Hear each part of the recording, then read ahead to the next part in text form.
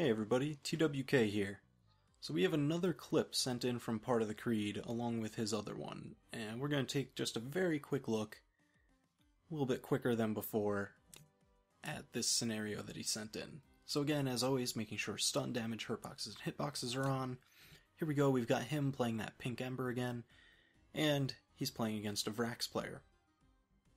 So if we go ahead and take a look at what's going on here, they're both off the edge. It's close to the end of the match. Both of them very damaged. Any hit could be the last.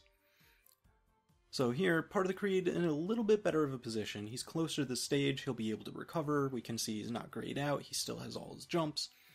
And he's going to spend one right here. Just as the Vrax player initiates that gun recovery move.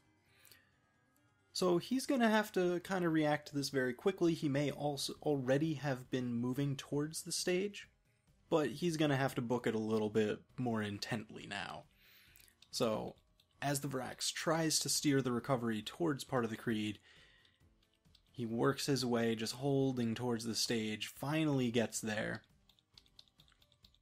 just right near the top, and just as he's nearing the wall, that lip, right before he begins contact with the wall, into the little wall cling animation, and maybe his upward momentum could have slid him over the top, we see that Vrax's gun recovery just outside, not quite enough range to pick him up.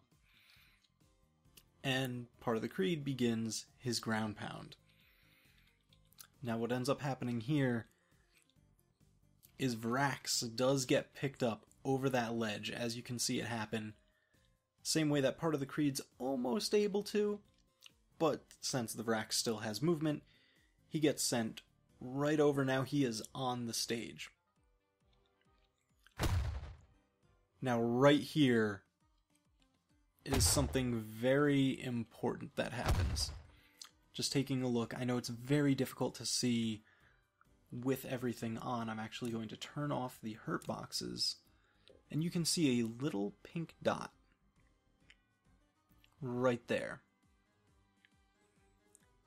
This actually doesn't come into play, but it's important to note that this is the first frame before the full ground pound hitboxes show up. Now you can actually hit people with that tiny dot of a hitbox, and it's what I know players like EXO like to call a rest, where you do a ground pound right on top of somebody and it looks like you might almost just jump right on top of their head. That's due to that hitbox right there. So this very next frame, his ground pound is going to have its full active hitbox. We can see the Vrax's hurt box is outside that little tiny dot, so that's not going to really affect it here. But going right to that next one, it just overlaps, just that very top corner.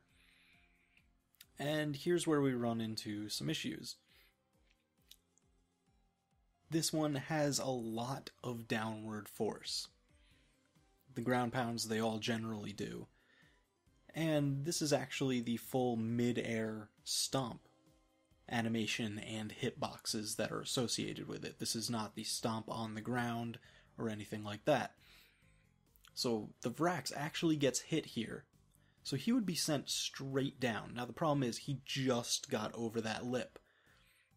And in most cases that might be enough to save him, because now he's actually technically bouncing off of the stage, and this is now going to send him upwards after a bounce, which pretty much always reduces the amount of knockback you have.